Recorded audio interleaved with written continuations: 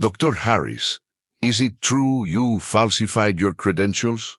The courtroom froze.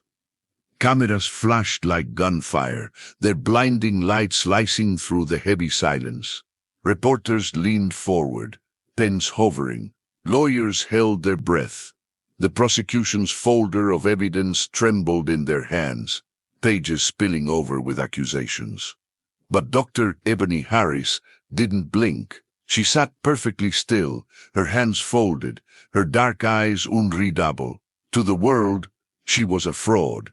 A woman who'd clawed her way to power with nothing but lies. They weren't entirely wrong. She had no past, no degrees, no records, no proof she'd ever existed.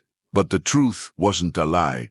It was buried under layers of government secrets. Outside, storm clouds clawed at the Washington, D.C. skyline. Rain lashed the courthouse steps, pooling around the polished shoes of reporters who shouted over the thunder.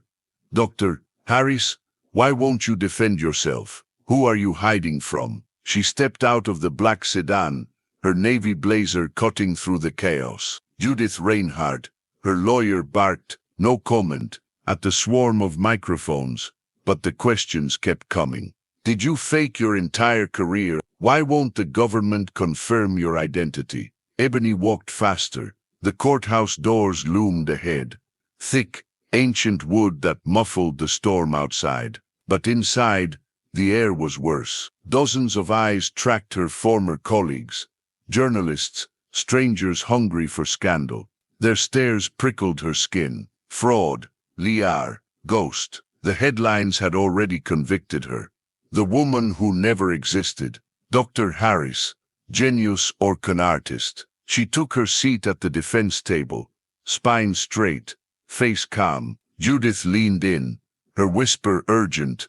If they unseal your records, everyone you protected dies. Ebony didn't flinch. Then we make sure they never look. But the prosecution was already rising, slamming their folder onto the podium. Your Honor, we've proven Dr. Harris's credentials are fiction. She's a ghost, and ghosts belong in prison. In the back of the gallery, a shadowy figure stood, hooded, unseen, watching. Ebony's pulse quickened. They're here. The judge adjusted his glasses. Dr. Harris, if you refuse to provide proof of your past, this court will have no choice but to. His voice faded as Ebony's gaze locked onto the prosecutor's desk. A single document peeked out from the chaos, stamped in red. EIs, only Project Phoenix. Her code name. Memories flashed. A midnight raid. A burning safe house. A voice snarling in her earpiece. Agent Phoenix, you're compromised. Erase everything. The prosecutor followed her stare and smirked. This trial isn't about fraud, Dr. Harris. It's about what you stole. The gavel slammed. Court is adjourned until tomorrow. As the crowd erupted, Ebony stood. The hooded figure was gone, but their threat lingered like smoke. Judith gripped her arm. If they expose Project Phoenix, they won't, Ebony said. But as she walked out, the voices of the dead followed. Colleagues, informants, allies, all erased to protect a truth that could ignite a war. The cameras lunged again. Dr. Harris, who are you really? She paused at the top of the courthouse steps, rain stinging her face. For a split second, the mask slipped, her eyes blazing with a truth she could never speak. Then it was gone. She walked away, the storm swallowing her silhouette. Some secrets aren't buried. They're weapons, and hers was about to detonate. The morning sky over Washington. D.C. was a battlefield of dark clouds and streaks of pale light. Rain fell in steady sheets, soaking the streets and pooling into glistening puddles along the courthouse steps. Thunder rumbled low in the distance, as if nature itself sensed the weight of what was about to unfold. Outside the courthouse, cows reigned. Dozens of reporters lined the entrance, their microphones raised, their voices clashing in an unrelenting storm of speculation. Camera lenses focused, recording every second, every glance, every movement of the accused woman, who had captivated the nation. Ebony Harris. To the world, she was a mystery wrapped in scandal. The headlines had already cast their judgment.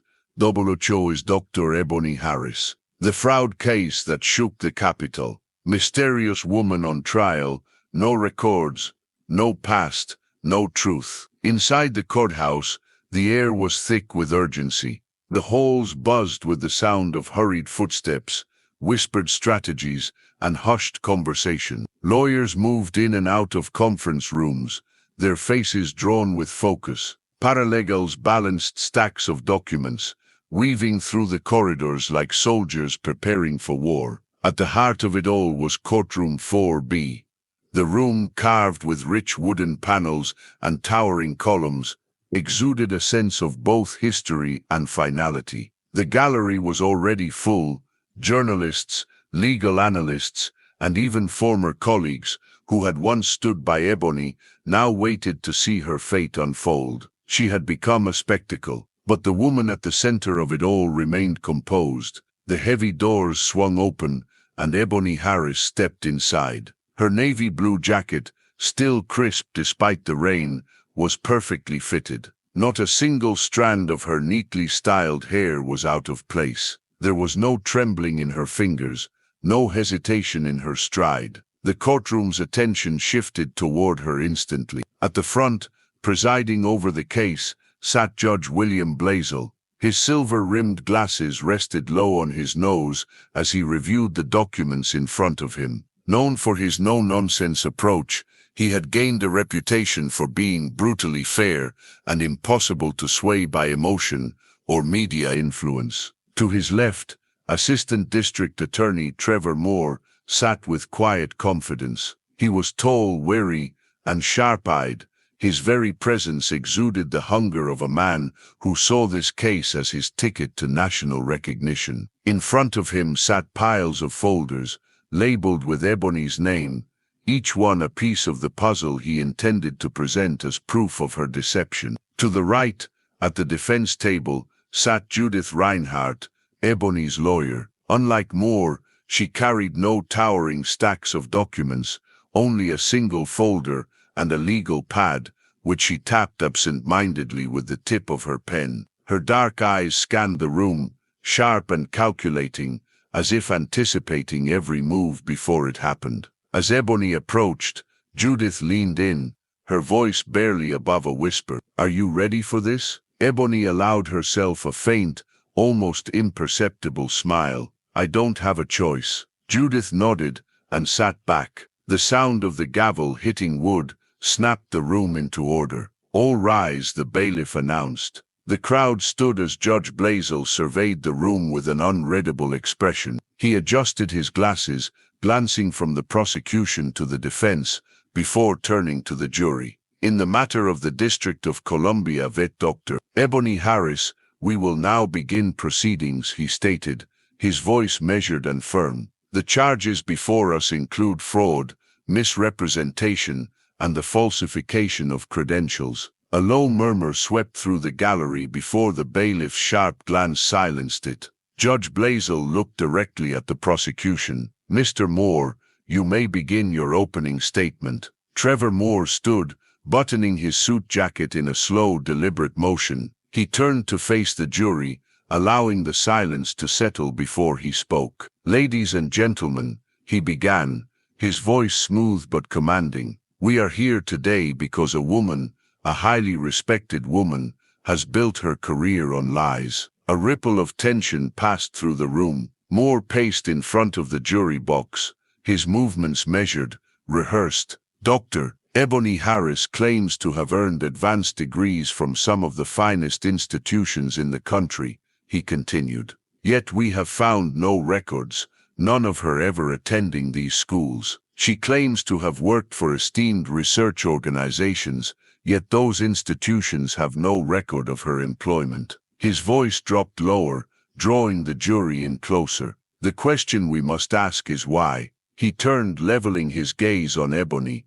"What is Dr. Harris hiding?" Silence. Even the rustling of papers had ceased. Moore let the weight of his words settle before he took his seat. From the defense table, Judith Reinhardt took a slow breath and stood.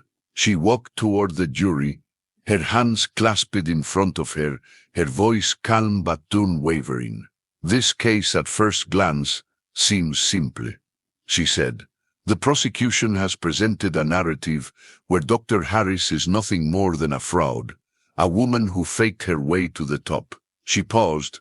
"But what if I told you the truth is far more complicated?" The gallery leaned in. Judith took a slow step forward, her voice steady. "The missing records, the lack of proof, it's not because Dr. Harris lied." She turned toward the jury, locking eyes with them. "It's because her real history isn't missing, it's sealed." A murmur rippled through the room. Judith continued, her voice unwavering. "This trial isn't about fraud. It's about something far bigger, something that, until now, has remained hidden from the public eye." She glanced at Ebony. "And by the time this trial is over, you will understand why." The room was thick with anticipation.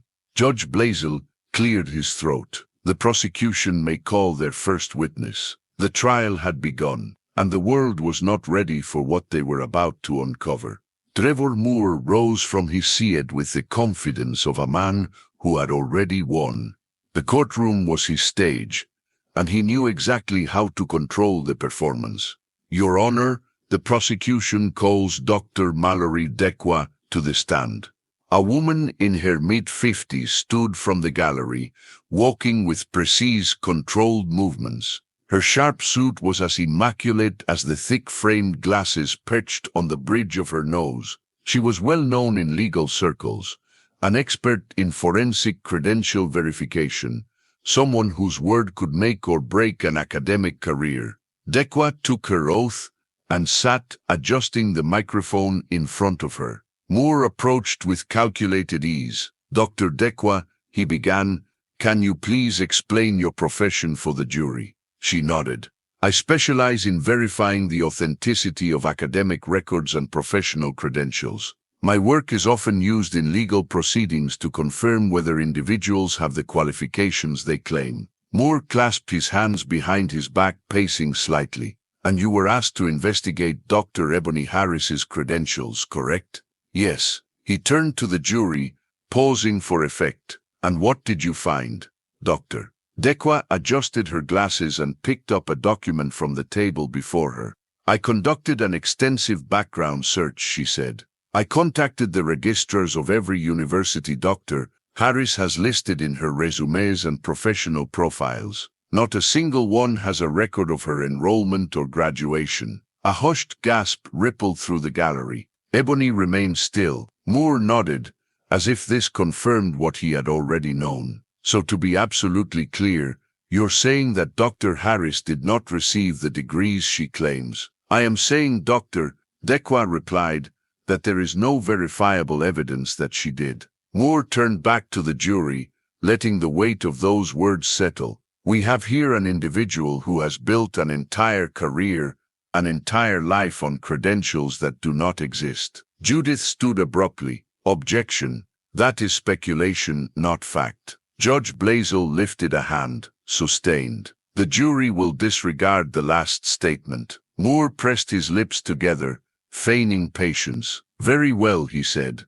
"Let's move on." He picked up another document from his desk and held it up. "Your Honor, I would like to introduce Exhibit A, a sworn affidavit from Elliot Morgan, the former head of the Rutherford Institute for Global Policy, where Dr. Harris claimed to have worked." The bailiff took the folder and handed it to the judge. Moore turned back to the jury. "Mr. Morgan was the director of a well-respected research institute," he said. "Dr. Harris claims she was employed there for several years as a senior researcher." He turned toward the witness stand. "Dr. Dequa, did you find any record of Dr. Harris's employment at this institute?" Dr. Dequa glanced at her notes. "No, the institute has no employment records, no payroll history, not a single mention of Dr. Harris ever working there." The gallery stirred once more. Moore walked back to the prosecution's table and placed a hand on the folder.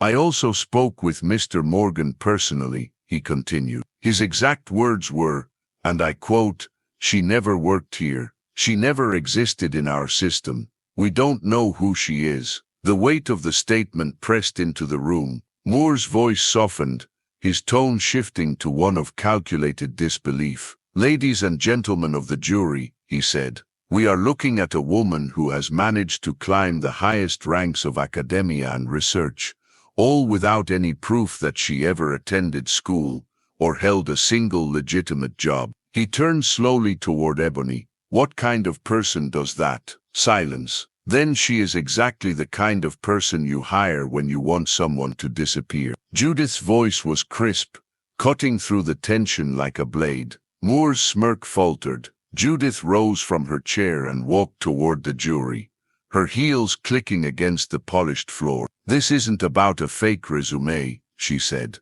"This isn't about some elaborate scheme to deceive the world." She paused, letting her words sink in. "This is about something much bigger, something deliberately erased." She turned toward the judge. "Your Honor, I move for an immediate classified review of Dr. Harris's records." Moore scoffed. "This again? We're supposed to believe the reason she has no records is because she's some secret agent." Judith didn't blink. "That's exactly what I'm saying." Another murmur rippled through the courtroom. Moore threw up his hands. "Your Honor, this is absurd. If Dr. Harris were a government asset, the government would have already stepped in." Judith arched an eyebrow. "Would they?" Moore narrowed his eyes. Judith folded her arms. "So, you're saying there are people right now who work for the government in an official capacity, but whose existence in public records is erased?" Byrne frowned slightly. "That would be correct." Judith turned toward the jury. "You were just told that because Dr. Harris doesn't exist in civilian records, she must be lying. But now the prosecution's own witness has admitted that some government employees are deliberately hidden." She turned back toward Byrne. "Could Dr. Harris be one of them?" Byrne shifted uncomfortably. "I suppose it's possible." Judith turned to the jury. "And that," she said, "is reasonable doubt." The courtroom buzzed.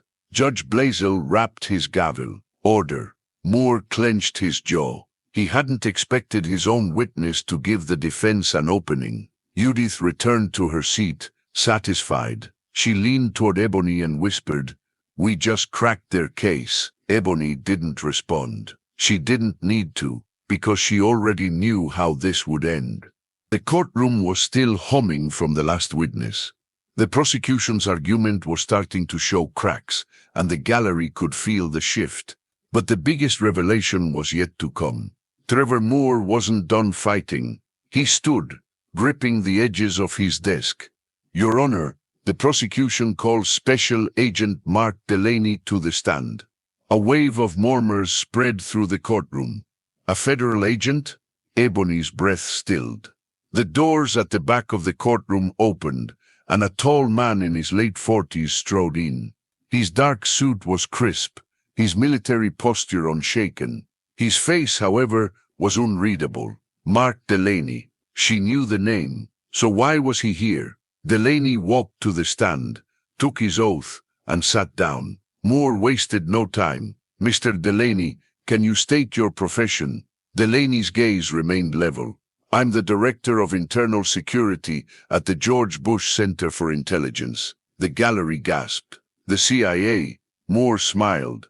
"So you specialize in what exactly?" Delaney's voice was smooth, professional. "I oversee investigations related to internal breaches and unauthorized disclosures of classified intelligence." Moore nodded, pacing slightly. "And you are familiar with the defendant, Dr. Ebony Harris?" Delaney's eyes flickered toward Ebony. "I am." Another murmur rippled through the crowd. Moore's smile widened. "And what exactly is your knowledge of her?" Delaney hesitated. The first real hesitation Ebony had ever seen from a CIA officer in a courtroom. "I cannot answer that in a public setting." Silence. Moore's expression shifted slightly. "You cannot, or you will not." Delaney exhaled. "I cannot, due to the nature of her involvement with certain operations." A collective shockwave went through the courtroom. Moore's smile faltered for the first time. Her involvement? He repeated. Mr. Delaney, is Dr. Harris a government agent? Delaney straightened his tie. I can neither confirm nor deny that. The crowd erupted. The judge banged his gavel. Order. But the damage was done. The prosecution's entire case that Ebony Harris was a fraud was now tangled in something far bigger than anyone had anticipated. Moore, struggling to maintain control, stepped closer. Mr. Delaney, he pressed, you are saying that records related to Dr. Harris's past do exist, but they are classified. Delaney's expression remained neutral. That would be accurate. The room froze. Moore clenched his jaw, adjusting his approach. So, if we request these records, will the CIA provide them? Delaney glanced at Judge Blaisdell. That decision is above my authority. Moore exhaled through his nose. He had lost his footing. For the first time, it was his case that looked weak. Moore turned toward the judge. Your Honor, I request an immediate order for the unsealing of all classified documents related to the defendant. Judith shot up from her chair. Your Honor, I strongly oppose this request. Blaisdell rubbed his temple. Counselor, your client has been claiming that the absence of records is proof of her classified status. If these records exist, shouldn't we review them? Judith took a slow breath. With all due respect, Your Honor, unsealing classified records could compromise national security. The judge considered her words. Moore wasn't about to lose momentum. This trial is about fraud, not classified operations, he snapped. If Dr. Harris is telling the truth, the government should have no issue proving it. If she's lying, Delaney cut in, his voice calm but firm. If you push this, you may not like what you find. Moore blinked. Excuse me. Delaney leaned forward slightly. Some things are classified for a reason, Mr. Moore. If you force disclosure, you're not just exposing her. You could be exposing people overseas, people who may not live long enough to defend themselves in a courtroom. The weight of his words hung in the air. Moore's throat bobbed as he swallowed. Judge Blaisdell sighed. Enough. We are not deciding national security policy today. He turned to Delaney. What can you offer this court that does not compromise operations? Delaney pulled an envelope from his jacket. These are signed confirmations that Dr. Harris was involved in restricted operations. I cannot discuss the details, but this should confirm that her lack of records is intentional. The judge accepted the envelope, flipping through its contents. After a long pause, he nodded. I will review these privately. Court is in recess. The gavel came down. The courtroom exploded with noise. Reporters rushed toward the exits, scrambling to be the first to broadcast the news. Ebony remained seated, watching Moore with quiet intensity. His entire case had just unraveled. Judith leaned in. That, she whispered, was the moment we won. The courtroom had never been this tense. Judge Blaisdell had left with the sealed envelope, stepping into his chambers for a private review of the classified confirmation documents. The room, now in recess, buzzed with frantic whispers. Ebony remained still. She had spent years operating in silence, years living behind layers of false identities, where everything she did, everything she said, had been controlled and monitored. And now, she was watching the government decide whether or not to acknowledge her existence. Judith sat beside her, tapping a pen against her legal pad. This could go two ways, she murmured. Either he accepts Delaney's confirmation as enough, or, Ebony met her gaze, or he demands full disclosure. They both knew what that meant. Trevor Moore, still fuming from his crumbling case, stood by the prosecution's table, gripping the edge as though he were trying to physically hold his argument together. His team whispered rapidly, flipping through documents, looking for anything to salvage their narrative. He turned suddenly, walking toward the defense table. Judith stiffened. Can I help you, Mr. Moore? Moore's smirk had long vanished. His voice was measured, careful. Your client's lucky, he said, keeping his voice low enough so only they could hear. If this were anyone else, they'd be in a prison cell by now. Ebony tilted her head slightly. If this were anyone else, she replied evenly, you wouldn't be so desperate. A flicker of annoyance crossed Moore's face, but he masked it. This trial isn't over, he muttered. The judge still has a decision to make. Judith's expression remained cool. And if you push for a full disclosure of classified documents, you may not like what happens next. Moore narrowed his eyes. You're bluffing, he said. Ebony leaned forward slightly, her voice lower than before. Try me. Moore exhaled sharply, shaking his head as he turned back toward his table. The doors at the back of the courtroom swung open. The bailiff stepped in, clearing his throat. All rise, he announced. Everyone stood. Judge Blaisdell returned, his expression unreadable. He adjusted his glasses and took his seat behind the bench. Ebony studied his face. He had spent nearly an hour reviewing the classified documents, and now, whatever he had seen inside that envelope was about to change the trajectory of this case. Blaisdell folded his hands over his desk. The court will reconvene, he stated. He looked between the prosecution and the defense, his gaze resting on Moore first. Mr. Moore, it is clear that much of Dr. Harris's past has been deliberately erased for reasons beyond this court's jurisdiction. Moore opened his mouth to object, but the judge lifted a hand. I have reviewed the classified confirmation submitted by Mr. Delaney, he continued, and while I cannot discuss its contents, I can confirm that Dr. Harris's background is not fraudulent. A collective gasp spread through the room. Judith let out a slow breath. Ebony remained composed. Trevor Moore, however, looked like he had just swallowed glass. Blaisdell turned to the jury. In light of this information, the court must consider whether the charges of fraud and misrepresentation can still hold weight. Moore pushed forward. Your Honor, without the ability to review these documents ourselves, how can we be certain this isn't a calculated misdirection? Blaisdell peered over his glasses. Are you suggesting that the United States intelligence community is fabricating evidence to protect one woman? Moore hesitated. Blaisdell didn't wait for an answer. I will allow a limited discussion of the documents in a sealed session, he ruled. Following this review, the court will determine if the case should proceed. Moore sat down heavily, his jaw tightening. The gavel slammed once. Court is in recess. An hour later the gallery had been emptied. The courtroom doors were locked. Only Judge Blaisdell, Judith, Ebony, Moore, and select representatives from the Department of Justice and the CIA remained. A separate classified transcript recorder had been brought in to ensure this portion of the trial remained off public record. Judge Blaisdell opened a second envelope, retrieved from Langley itself. He flipped through the documents, his face impassive. Finally he exhaled. This, he muttered, is unbelievable. Moore sat stiffly, hands folded tightly. Your Honor, may we at least be given a summary of what we're dealing with? Blaisdell adjusted his glasses. He glanced at Delaney, who gave a silent nod of approval. Te traemos una historia increíble que sucedió ayer en Barcelona. Un joven futbolista profesional sorprende a todos en el metro. Quédate con nosotros para descubrir cómo the judge set the documents down and looked directly at Moore.